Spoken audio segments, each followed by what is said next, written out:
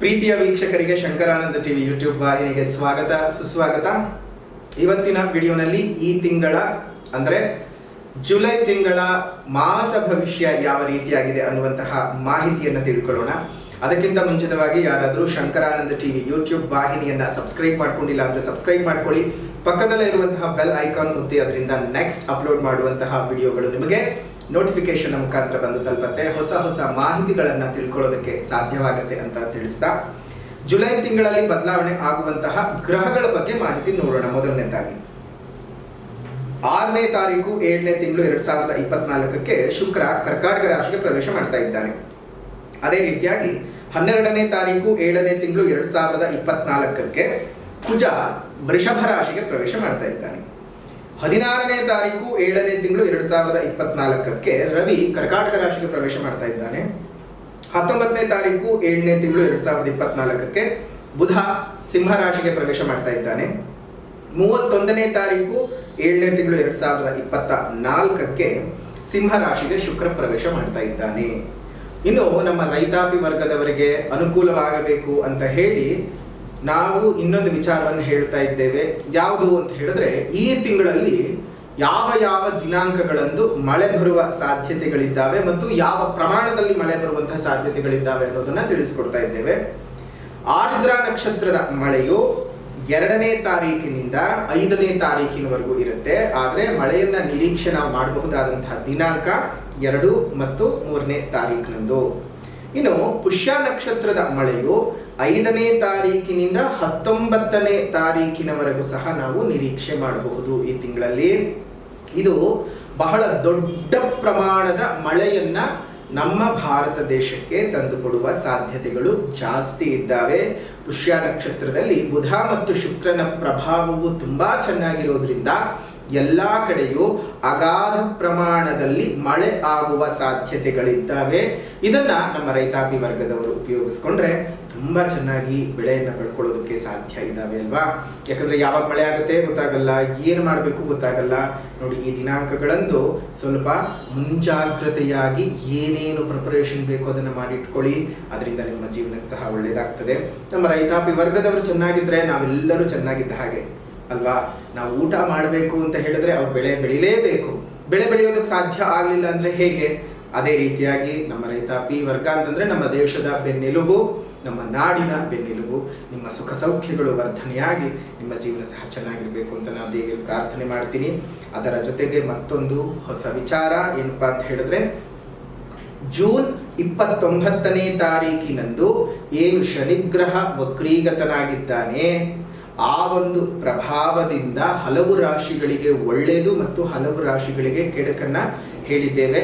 ಅದು ಯಾರಾದರೂ ನೋಡಿಲ್ಲ ಅಂತ ಹೇಳಿದ್ರೆ ನಮ್ಮ ಶಂಕರಾನಂದ ಟಿವಿ ಯೂಟ್ಯೂಬ್ ವಾಹಿನಿಯ ಒಂದು ಪೇಜ್ಗೆ ಭೇಟಿಯನ್ನು ಕೊಟ್ಟರೆ 12 ರಾಶಿಗಳಿಗೆ ಸಂಬಂಧಪಟ್ಟ ಹಾಗೆ ನೀವು ಎಲ್ಲ ರಾಶಿಯ ವಿಚಾರಗಳನ್ನು ತಿಳ್ಕೊಳ್ಬಹುದು. ಯಾವ ರೀತಿಯ ಫಲಾನುಫಲಗಳಿದೆ ಅನ್ನೋದನ್ನು ಸಹ ತಿಳ್ಕೊಳ್ಬಹುದು. ಅದರ ಜೊತೆಗೆ ಆ ಒಂದು ಶನಿಯ ವಕ್ರತ್ವದ ಪ್ರಭಾವದಿಂದಾಗಿ ಏನು ಕೆಡಕನ್ನ ಅನುಭವಿಸ್ತಾ ಇದ್ದೀರಲ್ಲ, ಅದರ ಜೊತೆಗೆ ನಿಮ್ಮ ಜಾತಕದಲ್ಲೂ ಸಹ ಏನಾದರೂ ಶನಿಯ ಪೀಡೆಗಳು, ಶನಿಯ ಕಾಟಗಳು ಇದ್ದ ಸಂದರ್ಭಕ್ಕೆ ಶನಿ ಪೀಡನೆಯಿಂದ ನೀವು ಆಚೆ ಬರಬೇಕು ಅಂತ ಹೇಳಿದ್ರೆ 13ನೇ ತಾರೀಕು 7ನೇ ತಿಂಗಳು 2024ರ 13/7/2024ರಂದು ದಾವಣಗೆರೆಯಲ್ಲಿ ನಡೆಸ್ತಾ ಇರತಕ್ಕಂತಹ ಬಹಳ ದೊಡ್ಡ ಮಟ್ಟದ ಶ್ರೀ ಶನಿ ಮಹಾ ಲಕ್ಷ ಬತ್ತಿಯ ಯಾಗ, ಲಕ್ಷ ಬತ್ತಿಗಳನ್ನ, ಶನಿ ಬತ್ತಿಗಳನ್ನ ಅಲ್ಲಿ ಬೆಳಗಿಸುವಂತಹ ಕೆಲಸವನ್ನ ಮಾಡ್ತೀವಿ. ಅದಕ್ಕೆ ನಿಮ್ಮ ಪ್ರೋತ್ಸಾಹಗಳು ನಮಗೆ ತುಂಬಾ ಮುಖ್ಯ. ಯಾಕೆ ಅಂತ ಹೇಳಿದ್ರೆ, ಶನಿ ಕಾಟದಿಂದ ಬಳಲ್ತಾ ಇರತಕ್ಕಂಥವ್ರು ಪ್ರತಿಯೊಬ್ಬರೂ ಸಹ ಒಬ್ಬೊಬ್ಬರು ನಿಮ್ಮ ಹೆಸರಿನಲ್ಲಿ 21 ಎಳ್ಳು ಗಂಟುಗಳನ್ನ ತೆಗೆದುಕೊಂಡು ಬರಬೇಕು.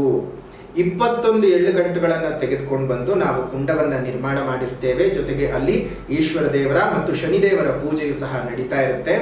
ಅಲ್ಲಿ ಈಶ್ವರ ದೇವರ ಮತ್ತು ಶನಿದೇವರ ಹತ್ರ ಅದನ್ನ ಇಟ್ಟು ಪೂಜೆಯನ್ನ ಮಾಡಿಸಿ ಆ ಕುಂಡದ ಒಳಗಡೆ ನೀವು ದೃಷ್ಟಿಯ ಇಳೆಯನ್ನ ತೆಗೆದು ಹಾಕಬೇಕು. ಹಾಕೋದ್ರ ಮುಖಾಂತರವಾಗಿ ನೀವು ಶನಿದೇವರ ಕೃಪೆಗೂ ಪಾತ್ರರಾಗ್ತೀರಿ, ಈಶ್ವರ ದೇವರ ಕೃಪೆಗೂ ಪಾತ್ರರಾಗ್ತೀರಿ. ಈ ಶನಿಯ ಕಾಟದಿಂದ ಏನು ಬಳಲ್ತಾ ಇರ್ತೀರಲ್ಲ, ಆ ಒಂದು ಬಳಲಿಕೆಯು ಸಹ ನಿಮಗೆ ಹೋಗುತ್ತೆ. ಅದು ಯಾವ ರೀತಿಯಾಗಿ ಉರಿದು ಭಸ್ಮವಾಗುತ್ತೋ ಶನಿಯ ಪೀಡನೆಯೂ ಸಹ ನಿಮಗೆ ಅದೇ ರೀತಿಯಾಗಿ ಉರಿದು ಭಸ್ಮ ಆಗ್ತದೆ. ಹಾಗಾಗಿ ನಿಮಗೆ ಈ ಶನಿ ಕಾಟದಿಂದ ತಪ್ಪಿಸಿಕೊಳ್ಳೋದಕ್ಕೆ ಇದು ತುಂಬಾ ದೊಡ್ಡ ಸಮಯ.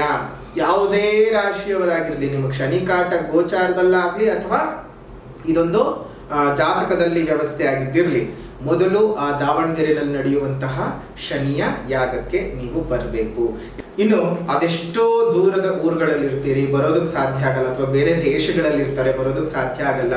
ಅಂಥವ್ರು ಏನು ಮಾಡಬಹುದು ಅಂತ ಅಂದರೆ, ನಿಮ್ಮ ಹೆಸರಿನಲ್ಲಿ ನಿಮ್ಮ ಹೆಸರು, ನಕ್ಷತ್ರ, ರಾಶಿ, ಗೋತ್ರವನ್ನ ಕಳಿಸಿದ ಸಂದರ್ಭದಲ್ಲಿ ನಿಮ್ಮ ಹೆಸರಿನಲ್ಲಿ ಸಂಕಲ್ಪ ಪೂಜೆಗಳನ್ನು ಮಾಡಿಸಿ ನಾವೇ ಆ ಎಳ್ಳು ಬತ್ತಿಯನ್ನ ಆ ಒಂದು ಕುಂಡದಲ್ಲಿ ಹಾಕುವಂತಹ ಕೆಲಸವನ್ನ ಮಾಡ್ತೇವೆ.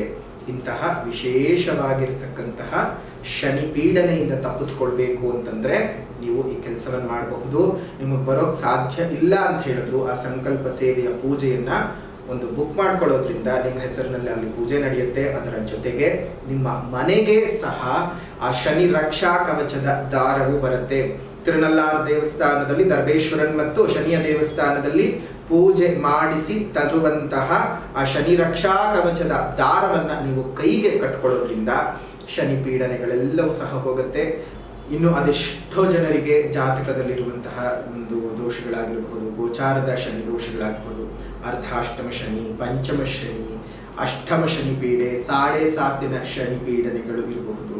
ಅಂತಹ ಯಾವುದೇ ರೀತಿಯಾದಂತಹ ಶನಿ ಗೋಚಾರದ ಪೀಡೆ ಸ್ಥಾನಗಳಲ್ಲಿ ಸಂಚಾರ ಮಾಡೋದಿರ್ಬೋದು, ಅಥವಾ ನಿಮ್ಮ ಜಾತಕದಲ್ಲಿ ಶನಿ ದಶಾ ನಡೀತಾ ಶನಿ ದುಷ್ಟ ಸ್ಥಾನದಲ್ಲಿ ಸ್ಥಿತನಾಗಿ ನಿಮ್ಮ ರಾಶಿಯ ಮೇಲೋ, ಲಗ್ನದ ಮೇಲೋ, ಅಥವಾ ಬೇರೆ ಇನ್ಯಾವುದೋ ಸ್ಥಾನಗಳ ಮೇಲೋ ಪ್ರಭಾವವನ್ನು ಬೀರುವಂತಹ ಸಂದರ್ಭದಲ್ಲಿ ಈ ಒಂದು ಲಕ್ಷ ಶನಿ ಎಳ್ಳು ಬತ್ತಿಯನ್ನ ಹಚ್ಚುವ ಕಾರ್ಯಕ್ರಮಕ್ಕೆ ನೀವು ಬಂದು ಅಲ್ಲಿ ಲಕ್ಷ ಬತ್ತಿಗಳನ್ನ ಆ ಒಂದು ಹಚ್ಚೋದ್ರಿಂದ ಒಳ್ಳೆ ರೀತಿಯಾದಂತಹ ಫಲಾನುಫಲಗಳನ್ನು ನೀವು ಸಿದ್ಧಿ ಮಾಡಬಹುದು.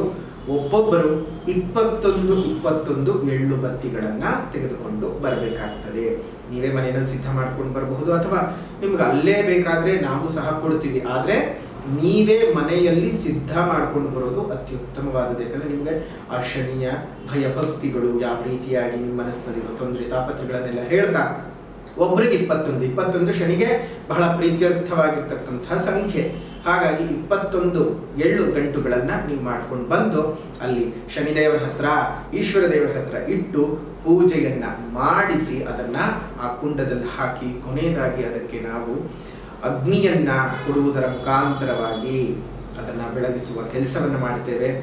ಆ ಒಂದು ಲಕ್ಷ ಎಳ್ಳು ಬತ್ತಿಯು ಹೇಗೆ ಹತ್ತಿ ಉರಿದು ಭಸ್ಮವಾಗ್ತದೋ ಅದೇ ರೀತಿಯಾಗಿ ನಿಮ್ಮ ಕಷ್ಟ ಕಾರ್ಪಣ್ಯಗಳೆಲ್ಲವೂ ಉರಿದು ಭಸ್ಮವಾಗಿ ಶನಿದೇವರ ಕೃಪೆಗೂ ಸಹ ನೀವು ಪಾತ್ರರಾಗ್ತೀರಿ. ಅಲ್ಲಿ ಕೊನೆಯದಾಗಿ ಕೊಡ್ತಕ್ಕಂತಹ ರಕ್ಷೆಯನ್ನ ಪ್ರತಿನಿತ್ಯ ನೀವು ಹಣೆಗೆ ಹಂಚಿಕೊಳ್ಳೋದ್ರಿಂದ ನಿಮಗೆ ಶನಿಯ ಪೀಡನೆಗಳು ದೂರ ಆಗ್ತದೆ. ಅದ್ರ ಜೊತೆಗಾಗಲೇ ಹೇಳಿದ ಹಾಗೆ ಶನಿಯ ರಕ್ಷಾ ಕವಚದ ದಾರವನ್ನು ಸಹ ನಾವು ತಿರುನಲ್ಲಾರಿನಿಂದ ಪೂಜೆ ಮಾಡಿ ತೆಗೆದುಕೊಂಡು ಬಂದಿರ್ತೇವೆ, ಅದನ್ನು ಸಹ ಕೊಡ್ತೇವೆ. ಅದನ್ನು ಸಹ ನಿಮಗೆ ಕೈಗೆ ಕಟ್ಟಿಕೊಳ್ಳೋದ್ರಿಂದ ನೆಮ್ಮದಿಯಾದ ವಾತಾವರಣ ಬರಬಹುದು. 13ನೇ ತಾರೀಕು ನಡೆಯುವಂತಹ ಈ ಶನಿ ಲಕ್ಷ ಎಳ್ಳು ಬತ್ತಿಯ ಹಚ್ಚುವ ಕಾರ್ಯಕ್ರಮಕ್ಕೆ ತಾವೆಲ್ಲರೂ ಬಂದು ದೇವರ ಕೃಪೆಗೆ ಪಾತ್ರರಾಗಿ ಈಗ ರಾಶಿ ಭವಿಷ್ಯದ ಕಡೆ ಗಮನ ಕೊಡೋಣ. ಮಿಥುನ ರಾಶಿಯ ಜುಲೈ ತಿಂಗಳ ಮಾಸ ಭವಿಷ್ಯ ಯಾವ ರೀತಿಯಾಗಿದೆ ಅಂತಂದ್ರೆ, ನಿಮ್ಮ ಇಚ್ಛೆಗೆ ತಕ್ಕಂತೆ ಕೆಲಸ ಕಾರ್ಯಗಳಲ್ಲಿ ಪ್ರಗತಿಯನ್ನ ನೀವು ನೋಡೋದಕ್ಕೆ ಸಾಧ್ಯ ಇದೆ. ಬಂಧು ಮಿತ್ರರಲ್ಲಿ ನಿಮಗೆ ಗೌರವಗಳು, ಸನ್ಮಾನಗಳು, ಮರ್ಯಾದೆಗಳು ಜಾಸ್ತಿ ಆಗ್ತಕ್ಕಂತಹ ಶುಭವಾದ ತಿಂಗಳು ಅಂತಾನೆ ಹೇಳ್ಬಹುದು. ನಿಮ್ಮ ಜೀವನದಲ್ಲಿ ಒಂದಿಷ್ಟು ಶುಭ ಕಾರ್ಯಗಳು ನಡೆಯುವ ಸಾಧ್ಯತೆಗಳಿದ್ದಾವೆ. ಯೋಗಗಳೇ ಗುರುಬಲ ಇಲ್ವಲ್ಲ ಅಂತ ಯೋಚನೆ ಮಾಡೋದು ಬೇಡ. ಯಾಕಂದ್ರೆ ಗುರುಬಲ ಇಲ್ಲದೆ ಇದ್ರೂ ಸಹ ಬೇರೆ ಗ್ರಹದ ಬಲಾನುಬಲಗಳು ನಿಮಗೆ ಸ್ವಲ್ಪ ಚೆನ್ನಾಗಿ ಕೆಲಸ ಮಾಡ್ತಾ ಇದೆ ಈ ತಿಂಗಳು ಜುಲೈನಲ್ಲಿ. ಹಾಗಾಗಿ ಒಳ್ಳೆ ಫಲಗಳನ್ನ ನೀವು ಪಡ್ಕೊಳ್ಳೋದಕ್ಕೆ ಸಾಧ್ಯತೆ ಇದೆ. ಒಂದು ಮಿತ್ರರ ಸಹಕಾರವನ್ನ ಪಡೆದುಕೊಳ್ತೀರಿ. ಸಾಲಗಳು ನಿಮಗೆ ಸಿಗುತ್ತೆ, ಆದ್ರೆ ಸಾಲ ಯಾವತ್ತು ಶೂಲವೇ, ಗಮನ ಇಟ್ಕೊಂಡಿರ್ಬೇಕು. ಎಷ್ಟು ಬೇಕೋ ಅಷ್ಟು, ತುಂಬಾ ಅವಶ್ಯಕತೆ ನನಗೆ ಹಣ ಅದರಿಂದ ಬೇಕೇ ಬೇಕು ಅನ್ನುವಂಥ ಸಮಯ ಸಂದರ್ಭ ಇದ್ರೆ ಮಾತ್ರ ತಗೊಳ್ಳಿ, ಇಲ್ಲಾಂದ್ರೆ ತಗೊಳಕ್ ಹೋಗ್ಬೇಡಿ. ಇನ್ನು ಈ ಕಲಾವಿದರಿಗೆ ಬಹಳ ಶುಭವಾದಂಥದ್ದು, ನೀವು ಮಾಡಿರುವಂಥ ಪ್ರಾಜೆಕ್ಟ್ಗಳಿಂದ ನಿಮ್ಗೆ ಒಳ್ಳೊಳ್ಳೆ ಹೆಸರುಗಳು ಈ ಒಂದು ತಿಂಗಳಿನಲ್ಲಿ ಬರ್ತಕ್ಕಂತಹ ಸಾಧ್ಯತೆಗಳಿದ್ದಾವೆ. ನಿಮಗೆ ಬಂಧು ಬಾಂಧವರಿಂದ ಆಗಲೇ ಹೇಳಿದ ಹಾಗೆ ಒಂದಿಷ್ಟು ಸಹಾಯ ಮತ್ತು ಸಹಕಾರಗಳು ಸಿಗ್ತದೆ. ನಿಮ್ಮ ಕುಟುಂಬದಲ್ಲಿ ಒಂದಿಷ್ಟು ಮದುವೆಯ ಮಾತುಕತೆಗಳು ಏನಾದರೂ ನಡೀತಾ ಇತ್ತು ಅಂದರೆ ಅದು ಫಲಪ್ರದವಾಗುವ ಸಾಧ್ಯತೆಗಳೇ ಜಾಸ್ತಿ ಇದ್ದಾವೆ. ವ್ಯಾಪಾರ ವ್ಯವಹಾರಗಳಲ್ಲಿ ಬಹಳ ಅಭಿವೃದ್ಧಿಯನ್ನು ನೋಡ್ತೀರಿ. ನೀವು ನಿಮ್ಮ ವೃತ್ತಿನಲ್ಲಿ ಹೊಸ ಅವಕಾಶಗಳು ಸಹ ನಿಮಗೆ ಬರ್ತಕ್ಕಂಥದ್ದು, ಉದ್ಯೋಗದಲ್ಲಿ ಹೊಸ ಅವಕಾಶಗಳು ಬರುವ ಸಾಧ್ಯತೆಗಳಿದ್ದಾವೆ. ಈ ಒಂದು ತಿಂಗಳಲ್ಲಿ ಏನಾದರೂ ಕೆಲಸ ಚೇಂಜ್ ಮಾಡ್ಕೋಬೇಕು, ಪೊಸಿಷನ್ನು, ಜಾಬ್ ಚೇಂಜಿಂಗು, ಅಥವಾ ಬೇರೆ ದೇಶಕ್ಕೋ ಬೇರೆ ಕಡೆಗೋ ಪ್ರಯತ್ನ ಮಾಡಬೇಕು ನಾನು ಅಂತ ಅಂದ್ಕೊಂಡ್ರೆ ಉತ್ತಮವಾಗಿರ್ತಕ್ಕಂಥ ಅವಕಾಶಗಳು ನಿಮಗೆ ಸಿಗತ್ವೆ. ಅದನ್ನು ಸಹ ನೀವು ಉಪಯೋಗಿಸ್ಕೊಳ್ಬಹುದು. ಸೇನೆಯಲ್ಲಿ ಕೆಲಸವನ್ನು ಮಾಡುವಂಥವರಿಗೆ ಒಳ್ಳೆಯ ಹೆಸರು ಕೀರ್ತಿಗಳು ಬರ್ತಕ್ಕಂತಹ ಒಂದು ತಿಂಗಳಾಗಿದೆ. ತೈಲ ವ್ಯಾಪಾರಿಗಳಿಗೆ, ವಿದೇಶಿ ಮೂಲದ ವ್ಯಾಪಾರಿಗಳಿಗೆ ಬಹಳ ಲಾಭಗಳು. ಟ್ರಾನ್ಸ್ಪೋರ್ಟ್ ಬಿಸ್ನೆಸ್ ಅನ್ನು ಮಾಡ್ತಕ್ಕಂಥವ್ರಿಗಾಗಲಿ, ಅದೇ ರೀತಿಯಾಗಿ ಆಟೋಮೊಬೈಲ್ಸ್ ಬಿಸ್ನೆಸ್ ಅನ್ನು ಮಾಡ್ತಕ್ಕಂಥದ್ದು, ಕಾರಿನ ವ್ಯಾಪಾರ ವಹಿವಾಟುಗಳನ್ನು, ವಾಹನದ ವಹಿವಾಟುಗಳನ್ನು ಮಾಡ್ತಕ್ಕಂಥವ್ರಿಗೆ ಉತ್ತಮವಾದಂತಹ ಧನದ ಲಾಭವು ಈ ಒಂದು ತಿಂಗಳಿನಲ್ಲಿ ಬರುತ್ತೆ. ನಿಮ್ಗೆ ಆದಾಯಕ್ಕೇನು ಕೊರತೆ ಇರೋದಿಲ್ಲ ಈ ತಿಂಗಳು, ನೆಮ್ಮದಿಗೂ ಸಹ ಏನು ಕೊರತೆ ಇರೋದಿಲ್ಲ. ಎಲ್ಲ ಒಂದಲ್ಲ ಒಂದು ವಿಧಾನದಲ್ಲಿ ನಿಮಗೆ ಅನುಕೂಲತೆಗಳು ಈ ಒಂದು ತಿಂಗಳಿನಲ್ಲಿ ಆಗ್ತಾನೆ ಬರುತ್ತೆ. ಇನ್ನು ಪೊಲೀಸ್ ಇಲಾಖೆಯಲ್ಲಿ ಕೆಲಸವನ್ನ ಮಾಡ್ತಕ್ಕಂಥವ್ರಿಗೆ ಒಂದಿಷ್ಟು ಪ್ರಮೋಷನ್ ಸಿಗ್ತಕ್ಕಂಥದ್ದು, ನಿಮ್ಮ ಕೆಲಸವನ್ನ ಗುರುತಿಸ್ತಕ್ಕಂತಹ ಗೌರವಿಸ್ತಕ್ಕಂಥದ್ದಾಗುತ್ತೆ. ಶುಭವೂ ಜಾಸ್ತಿ ಇದೆ, ಲಾಭವೂ ಜಾಸ್ತಿ ಇದೆ, ನೆಮ್ಮದಿಯೂ ಸಹ ಜಾಸ್ತಿ ಇದೆ. ಆದರೆ ಮೈ ಮರೆಯಕ್ಕೆ ಹೋಗೋದು ಬೇಡ. ಎಲ್ಲ ಚೆನ್ನಾಗಿದ್ದಾಗಲೇ ನಾವು ಮೈ ಮರೆತು ಬಿಡ್ತೀವಿ. ನಮ್ಗೆ ಏನಾಗುತ್ತೆ ಬಿಡು, ಎಲ್ಲ ಚೆನ್ನಾಗಿದೆಯಲ್ಲ ಅನ್ನೋ ಭಾವದಲ್ಲಿ ಇದ್ದಾಗಲೇ ಭಗವಂತ ಹೊಡೆತ ಕೊಡ್ತಾನೆ. ಭಯ ಭಕ್ತಿ ಇಟ್ಕೊಂಡು ಜೀವನ ನಡೆಸ್ತಾ ಹೋಗಿ, ಹುಷಾರಾಗಿ ಚೆನ್ನಾಗಿರಿ.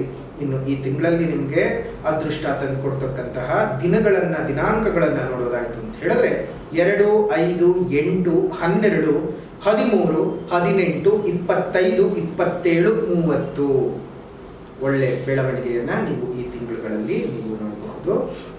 ಅದರ ಜೊತೆಗೆ ಪುನಃ ಹೇಳ್ತಾ ಇದ್ದೇವೆ, ದಿನಾಂಕ 13ನೇ ತಾರೀಕು ಜುಲೈ 13ನೇ ತಾರೀಕು ನಡೀತಿರ್ತಕ್ಕಂಥ ದಾವಣಗೆರೆಯಲ್ಲಿ ನಡೀತಾ ಇರತಕ್ಕಂತಹ ಈ ವಿಶೇಷವಾದಂತಹ ಶನಿಯ ಎಳ್ಳು ಬತ್ತಿ, ಶನಿಯ 1,00,000 ಎಳ್ಳು ಬತ್ತಿಯನ್ನ ಹಚ್ಚುವ ಕಾರ್ಯಕ್ರಮವನ್ನ ನಾವು ಹಮ್ಮಿಕೊಂಡಿದ್ದೇವೆ.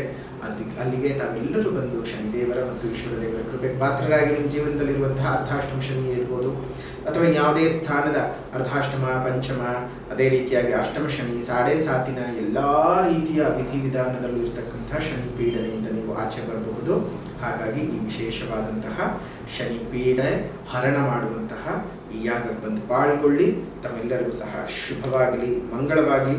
ಇನ್ನು ಪರಿಹಾರ ಅಂತ ಬಂದ ಸಂದರ್ಭದಲ್ಲಿ ನೀವು ಮಾಡಿಕೊಳ್ಬೇಕಾದಂತಹ ಪರಿಹಾರ, ಮೊದಲನೇದಾಗಿ ಸಾಮಾಜಿಕ ಪರಿಹಾರ ಏನಪ್ಪ ಅಂತ ಹೇಳಿದ್ರೆ, ನಿಮ್ಮ ಸುತ್ತಮುತ್ತ ಇರತಕ್ಕಂಥ ಉದ್ಯಾನವನಗಳಲ್ಲಿ ಒಂದೊಂದು ಹಣ್ಣಿನ ಗಿಡಗಳನ್ನು ಕೊಟ್ಟು ಪೋಷಣೆ ಮಾಡಿಸಿ, ಅದು ಬೆಳೆದು ನಿಂತು ಹೂವು ಹಣ್ಣುಗಳನ್ನು ಬಿಡಬೇಕಾದಾಗ ಅದೆಷ್ಟೋ ಪ್ರಾಣಿ ಪಕ್ಷಿಗಳಿಗೆ ಆಸರೆ ಆಗುತ್ತೆ. ನಿಮ್ಮ ಮನೆ ಮುಂದೆ ಮತ್ತು ಮೇಲ್ಭಾಗದಲ್ಲಿ ಸಣ್ಣ ಸಣ್ಣ ಕುಂಡಗಳಲ್ಲಿ ನೀರನ್ನು ಇಡ್ತಾ ಬನ್ನಿ.